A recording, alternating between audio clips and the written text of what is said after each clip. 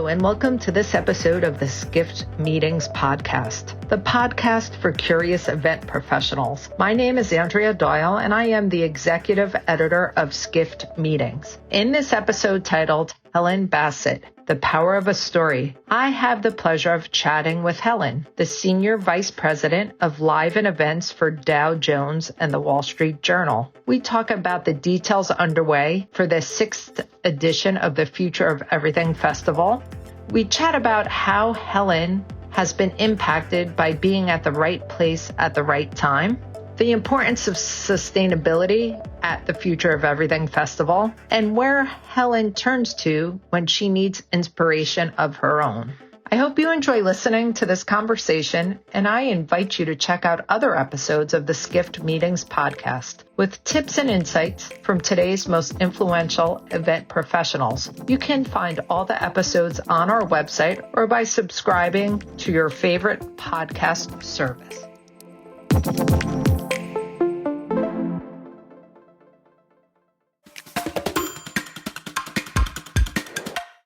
Helen Bassett. I'm the SVP of Live and Events at Dow Jones and the Wall Street Journal. Been working here now for the last 9 years, leading our events business, and been very lucky that my career has definitely grown, I think, in line with the business's ambitions for live and events as a means of growing business, connecting with audiences, and telling, stories about our brands. And can you tell us about your journey as an event professional? Like, start when you first encountered business events and take us to your current role today. Yeah, sure. We were laughing about this recently, actually. I'm definitely a case of right place, right time. I honestly don't think I even realized there was a business in events when I first started. So lucky really that I managed to find something that I like doing and something that I'm half decent at. And it really started when I joined a radio station back in the UK. And that right place, right time was a connection through a connection through a connection that said, come and interview for this role. And that's honestly where I learned about the value of events in marketing campaigns, in playing a strategic role and connecting with audiences, whether that's, at a trade level or a consumer level. And some hard hitting interview questions there, actually. I think one of my favorite and first interview questions was, what was the first gig that you ever went to? So maybe that was what got me in. But it all started from there. That's really how I found my in, and that's how I started to understand that there was a business there, and this was, a means of connecting with people and telling a brand story. And spent a decent amount of time mostly working in media, and I think that decision was probably more intentional than the coincidental move into events. Having studied journalism at university and always loved a good story, and spent a lot of work experience with magazines and local newspapers and such. So stayed in the media for a fair while before moving to Sydney, where I took a small hiatus from the media industry and started working in more of a consumer facing brands and not for profit with various agencies. And then fast forward a few years and came to New York to lead the team here at Dow Jones, and that's how I've got here really. And now the role really goes a little bit further than just creating and imagining experiences, and more toward helping the business understand the strategic role that live events can play. So did you move to New York for the job? I did, Okay. yes. That was another lucky move. So I got to move, to Sydney for a short while, then back to London before coming here, all for the Great work. cities you choose. Yeah, I got some good So ones. can you tell us a bit about the Wall Street Journal's Future of Everything Festival? It started in 2015, isn't that correct? 2018. So yes, and thank you for asking. So actually, next week we're going to be hosting our 6th iteration of the Future of Everything Festival. It's here in New York City. It's 3 days of multiple stages and experiences. And we've hosted everyone, or newsmakers, everyone from the likes of the former First Lady of the United States. We had Michelle Obama on stage last year. That was wonderful. As well as showcasing, some innovative companies who were at the earlier stages, I should say, of their businesses.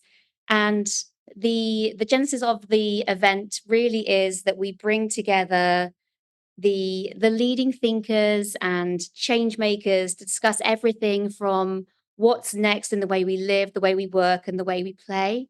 And to answer your first question, it was born in 2018. That was the first time that we actually brought the festival to life.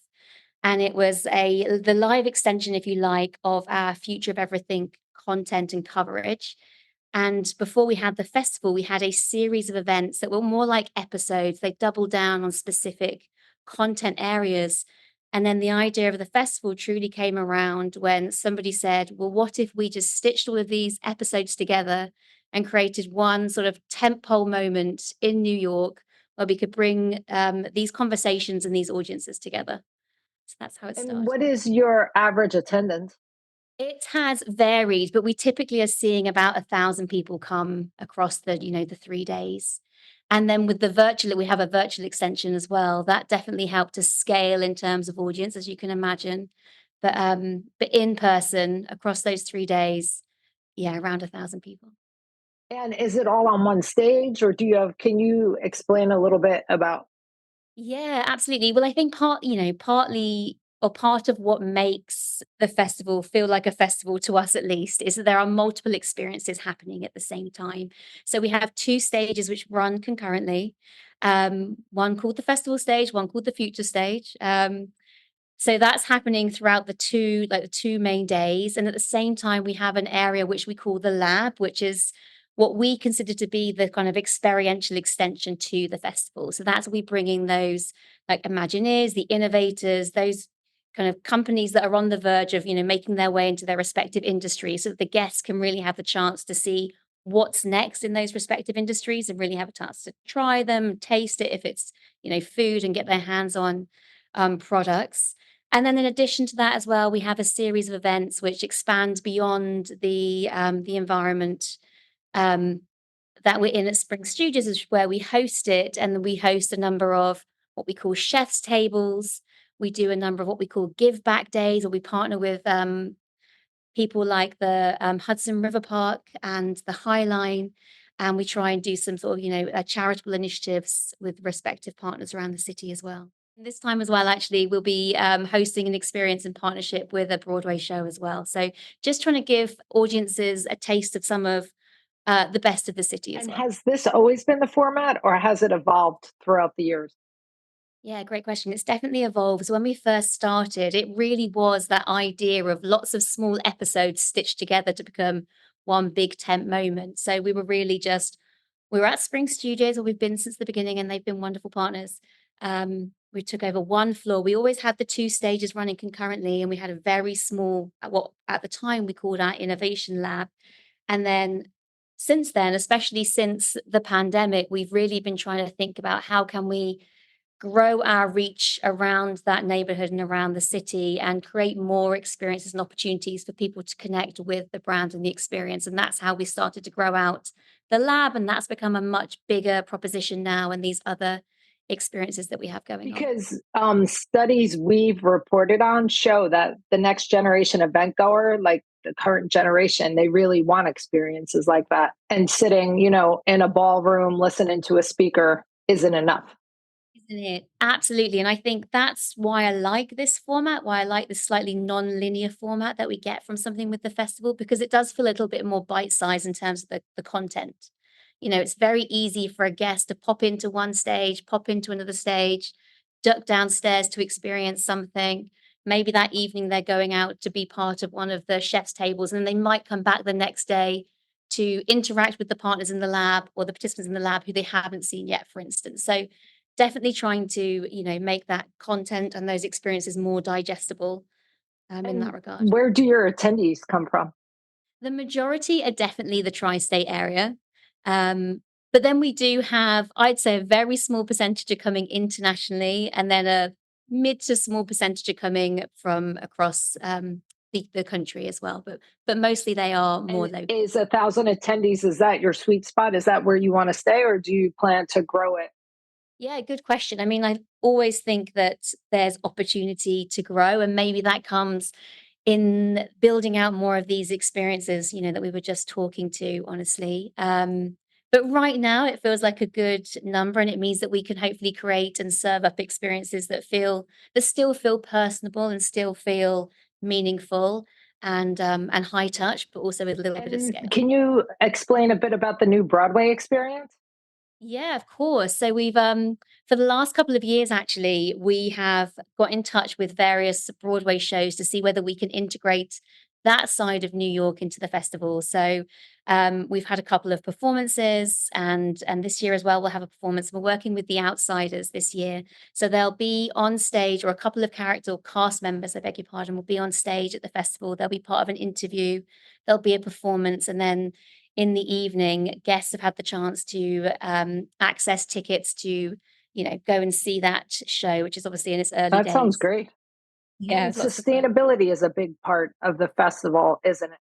It is, and it's something that we're trying to make more and more of an effort with, to be honest with you. And this year, I'd say we've been able to do more than we have in years past. And efforts range from making sure that we're being thoughtful with regards to how we're serving food and drinks and such, and minimizing the number of single-use plastics and how we compost food and things like that aren't very, exciting but are very important, right through to thinking through how do we design set pieces and scenic in such a way that the materials are not only more sustainable in their originations, but or their origins, sorry, but more that those elements and those pieces can be used again in different capacities. So we built a stage last year that was designed in such a way it could be deconstructed and reconstructed in a local community garden. We've had one set piece that's about to be retired. It's, been on the road for a few years now, but it was built in such a way that it was modular, so it could be taken down and rebuilt again. And then this year as well, we've had a number of benches built that will just be seating around the festival, but they will, after, post event, be donated to various gardens around the city. So trying to be thoughtful in that And I regard. read that some material was made into a sunshade. That's right, yeah, so the set from last year that we used that's now in a community, garden has become this, like, veranda. It's very beautiful, and we were pleased that we could do it in such a way. You have to think through everything from, A, how does it make sense on stage at an event, but also how is it weatherproof if you're putting it up in a garden somewhere, when it could be sun That's or great. snow? What event have you organized that you're most proud of? That's a good question, and it's one that I always find really difficult, to be honest.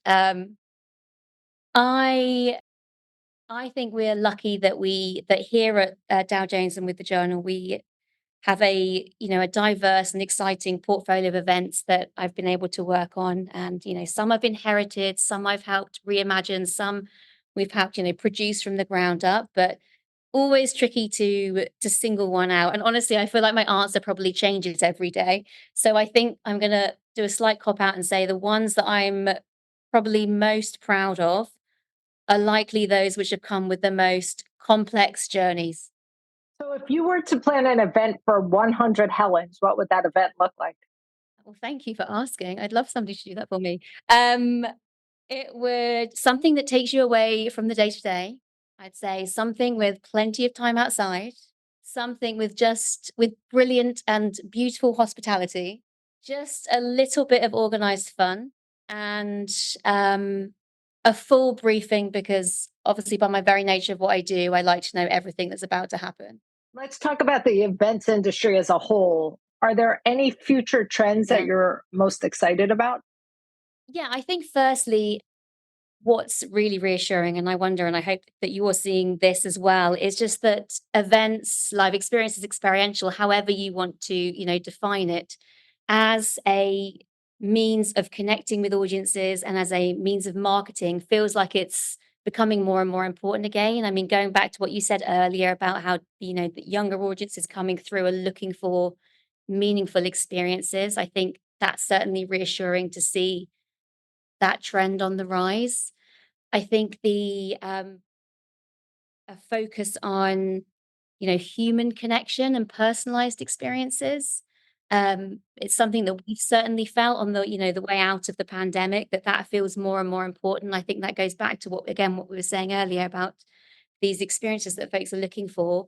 And then I also think, a focus on sustainability, and it is reassuring to see that becoming more and more significant and more prevalent in the industry. And I feel like there's obviously a long way to go yet, but it feels like there's a focus and a dedication, and small steps are being taken. So I think that's encouraging to see. What is your stance on the current AI evolution? I think it's really interesting, and I think it's something that was certainly we're very curious about, and we have a team that's really trying to make sense of how AI can help support us in terms of how we produce these personalized experiences.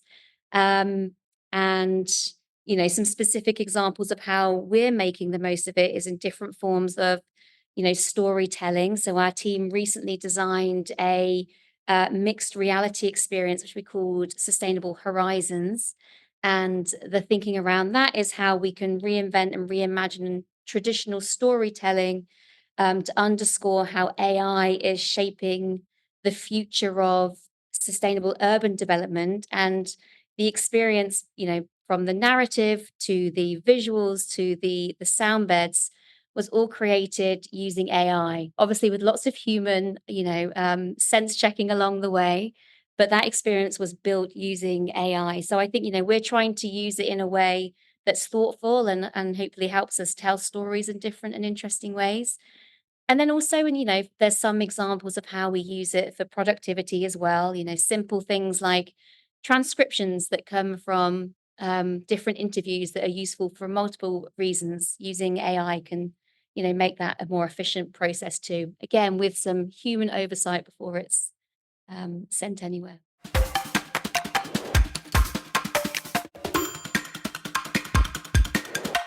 So AI is having an impact on the events industry. Do you see any other factors impacting events? I think it's, what we were talking to earlier, honestly, from a non AI, do you mean from a tech perspective or Just just at trends large? impacting events at large. At large, I think I'd come back again to what we were saying earlier, just this sense of wanting to have more personalized experiences, more curated experiences, not necessarily wanting to be in a traditional linear experience anymore. Um, I think that's certainly what's most, I think, exciting for me when I see what's happening in the industry. If you could change one thing in the events industry, what would it be? Oof. Make it less expensive. Um, less disposable. I feel like it's so much work goes into building these experiences. And then there's also something so kind of satisfying yet really sad about how quickly those experiences get taken down again. Have you yourself participated in any events lately that really impressed you? And what was it that impressed you? It's a good question. I was thinking about this. Um, and I'm gonna rewind a little bit actually, because I always really enjoy the opportunity to go to Cannes for the Cannes Lion Festival of Creativity. Not least because obviously it's in a beautiful location, but more so because there are so many brands there activating and telling their story experientially in different ways. And I think it's so interesting to see what other businesses think is, cutting edge, and how best to tell a story, and how people flex and sway based on what their brand proposition is and who their audience is. So that's always another sort of industry event that I find very interesting. And how many people are on your team? My direct team, there's Okay. 35, so we're a big team. And how do you build and nurture that team? Yeah, so I think we're a global team, I'll start there. Like the largest cohort is in, probably unsurprisingly, is in the US, but we also have a team based out of London and a team based out of Hong Kong.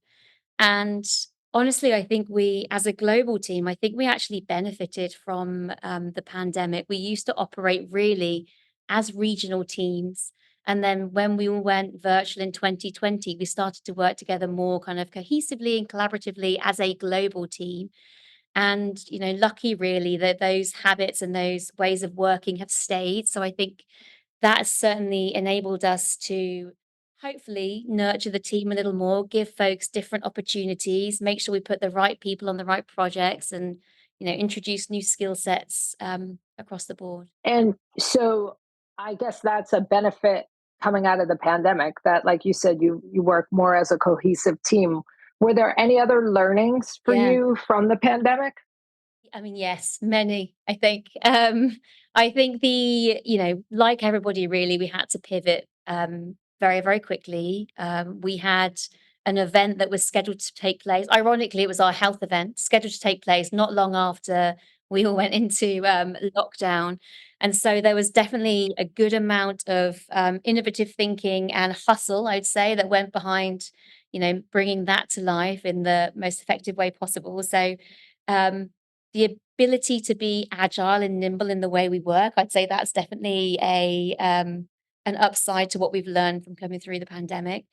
What else? Additionally, just the ability to reach audiences beyond those who are in the room, with you. You can connect audiences in different ways. And while personally, I think that the true value that we learn from that is that the human connection, the being in the room, the shared experience is what makes this business so valuable. That we've learned that you can do that in some regards in a virtual and scalable way was also a good learning for us. And so, and your events, are they hybrid? Like you have a virtual component. We do. I mean, less and less now, to be honest with you, not least because we're just hearing that feedback from our audiences that there is a demand to be back in person, to have that shared experience, to have that connection with that sort of curated audience. But there are a couple of events that we still do in a hybrid capacity. So next week's festival is still one of our hybrid events.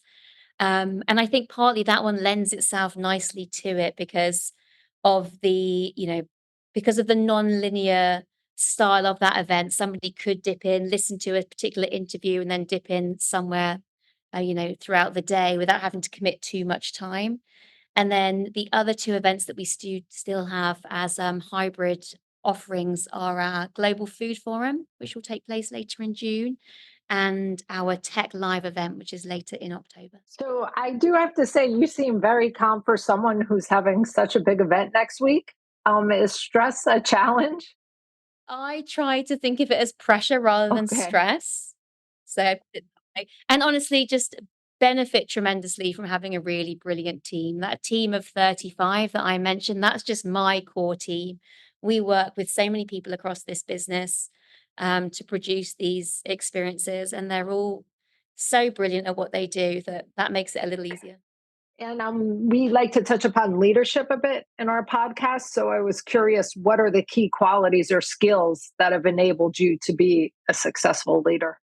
Oh, thank you. Well, I'd start by saying that I'm, naturally quite an optimistic person. So I think that helps. And I'm also of the opinion that if we're here and we're working hard, then it should also be fun. So I try and think of it through that lens as well.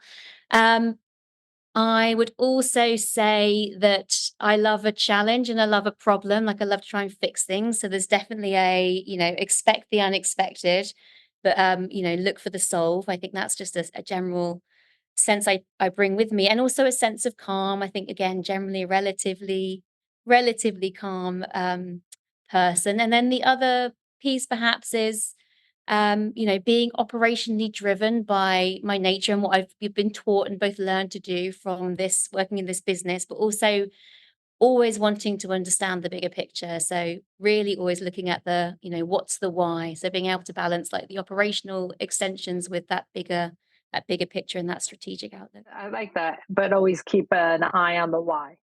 Always obsessed with the why. What's the why? And you said expect the unexpected with soul. Expect the unexpected, but always have a soul. Okay. Well, I think that the general spirit of just you expect the unexpected, then it's much easier to come up with a Oh, I soul. like that. Are there any people or organizations that you've learned from or partnered with that have been key in your career? Yeah, there have been. I go back to that first job when I realized that events was a business and working with the radio brand and worked with two brilliant women who have become two brilliant friends. And they were definitely a great kind of inspiration and, place of learning when I first started, not least because they were onboarding me just generally in the business and in this industry, but more so because they had this a brilliant ability to, again, kind of blend the operational needs of events with strategic thinking. So I definitely credit that way of thinking to those two ladies. And then I'd also say from, a Dow Jones and a Wall Street Journal perspective, I've had the opportunity to work with a lot of brilliant leaders and a lot of brilliant partners. And without naming names, I'd say I've learned everything there from knowing when to disagree, but to commit, from knowing the value of surrounding yourself with people who can do things better than you can, knowing that that's how you build a brilliant team. And then also from people who just have this wonderful ability to make the most complex situation feel very, very simple. And then I'd say beyond that, in the industry, some extraordinary partners that we get to work with, both here and in the UK and over in Sydney. And they've definitely taught me a lot, I think, about what it means to be a good leader, how to lead like teams in a really effective way, when to question and why to question, and when to challenge, but then also how to combine, technical thinking with creative thinking. So last year, like you said, you had former First Lady Michelle Obama, you had New York City Mayor Eric Yeah. Adams, executives from companies like Slack and Google. How do you get, such visionaries to be part of the festival? And how do you outdo yourself year after year?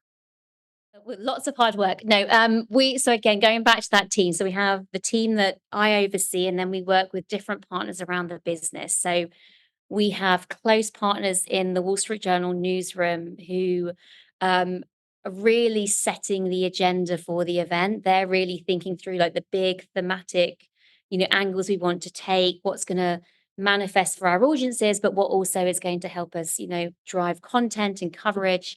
And so they're really thinking through that. They're working with my team. My team oversee programming as well, but really that imagination comes from that team, so they are following what's happening in the respective industries and thinking about who should be next, and who's got the leading voice on certain topics. And then others, I'd say, comes from years of building partnerships with people. Sometimes schedules don't work out, and somebody whom we thought would be a great get to have on stage a couple of years ago, maybe it didn't work out because of dates, but they are able to maintain and nurture those relationships. And if the content is still, relevant, then we're lucky if we can get them on stage in years to come. What are you particularly excited about next week's event? Next week, well, we have Elmo, so I think mostly people are excited about Elmo. That's the one that's going to get me some credibility with my children, at least. Like another a great diverse program, honestly, and the team have been really thoughtful of thinking like who are the leading voices, and who are like the innovative voices. And we think of it through the lens of, and partly you're coming because you see those big names, but whilst you're there, you're also discovering those new names as well, and that's part of the joy, I think, of this event. Wow. Well, we always wrap our podcasts by asking who should be our next guest on the podcast. So I've recently started working with these two brilliant women that run a company called Liberty and Co. I wonder if you've come across them in the past. And Liberty and Co is an experiential agency, and it's run by a lady called Erica. I'm going to mispronounce their last name, but Boeck, and Katie Murphy. And they are not only just extraordinary minds in terms of how they are building their business, but they're also really, really generous, I think, as professionals. They have something called the X list where they're spotlighting 100 different leaders in experiential. And I love always reading that. And I think they are definitely some great people to talk to. And they're actually next week hosting the XP Upfront. So my question would be to ask them about how that idea came around. Anything else we should know about you or your work at Dow Jones and Wall Street Journal that we didn't touch upon? No, this is great. I was going to finish by saying, are you free next week and would you like to come to the festival? I would love to. Well, I'm we'd love going to. to be Really, we'd traveling, love to. but it's a date for next year. Next year, Well, let's do thank it. you so much for your time. This has been wonderful. Thank you. Thank you for the opportunity.